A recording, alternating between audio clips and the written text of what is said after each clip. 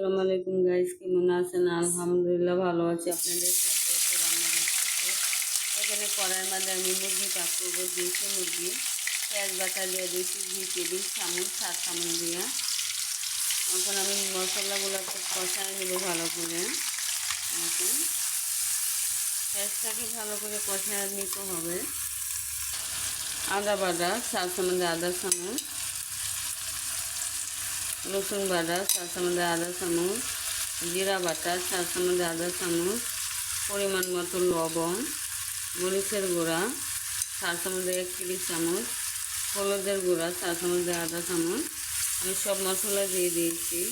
ভালো করে কষায় নিব 5 মিনিট। মশলা যত কষাবেন অতই ভালো হবে। মশলা কষানো না হলে ভালো হয় না চিকেন। তার জন্য আমি আগে মশলাগুলো কষায় নিব। তেল বাইরে হয়ে যাবে উপর থেকে।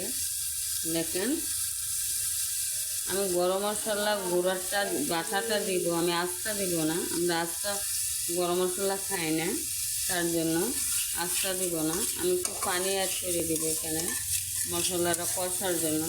তারপর আমি চিকেনটা ছেড়ে দেব। দেখেন মশলাটা আমার কষানো হয়ে গেছে। এখন আমি চিকেনগুলো দিয়ে দেবো এখানে। আমি অনেকক্ষণ ধরে মশলা কষায় নিচ্ছি। তাড়াতাড়ি দেখছি। দেখেন আমার চিকেনটা দিয়ে আমি আরও 5 মিনিট কষায় নেব।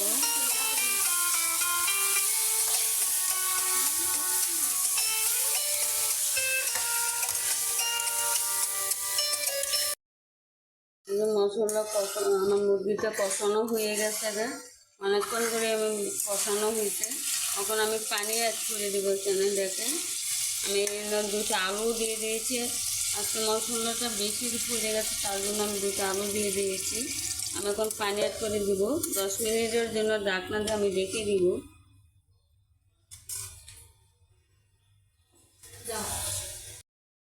দেখেন আমার দেশি মুরগিটা হয়ে গেছে ঝুল। আলহামদুলিল্লাহ আমি ঝুলে পাকতেছি আজকে। দেশি মুরগির ঝুল দেখেন কত সুন্দর হয়েছে কালার।